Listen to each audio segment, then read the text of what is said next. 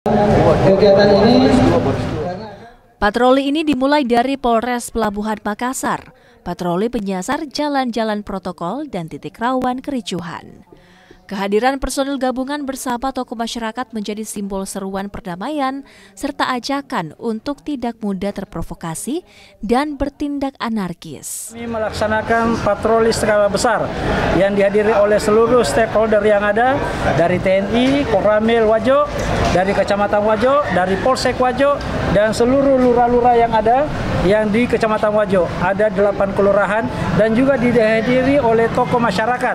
Ada dari tokoh pemuda, tokoh wanita, tokoh agama ikut melaksanakan patroli skala besar untuk menunjukkan kepada masyarakat bahwa kami stakeholder yang ada di Kecamatan Wajo siap mengamankan Kecamatan Wajo secara khusus dan Polres Pelabuhan secara umum sehingga terjadi keamanan dan ketertiban yang kondusif.